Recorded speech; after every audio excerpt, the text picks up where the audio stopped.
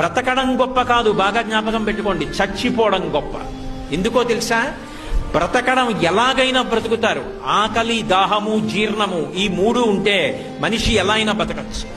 వేళపట్టున ఆకలేసి కుడితి తాగినా జీర్ణం అయిపోతే, ఆవు తింటున్న మినప్పొట్టు తినేసిన జీర్ణం అయిపోతే ఇబ్బంది లేదు.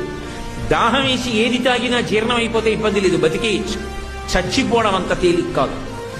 మంచాన పడి తన మలమూత్రములను తాను విసర్జించలేకపోతే వాడు రోజు రోజు క్షణం క్షణం చచ్చిపోయినట్టే.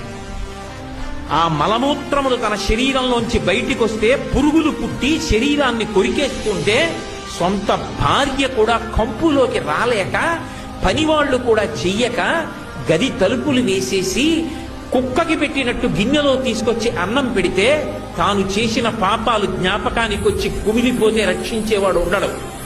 అనాయాసంగా వెళ్ళిపోవడం అంత గొప్పది. అది ఇవ్వగలిగిన వాడు శంకరుడు ఒక్కడే. అందుకే బ్రతికినంత కాలం ధర్మాన్ని పట్టుకుని బ్రతికిన వాడు ఎవరి దగ్గర చెయ్యి చాపకుండా బ్రతికి, ఎవరితో చేయించుకోకుండా పరమ సంతోషంగా భగవన్నామని చెప్పుకుంటూ వెళ్ళిపోతాడు. అంతకన్నా ఏం కావాలి మనిషికి?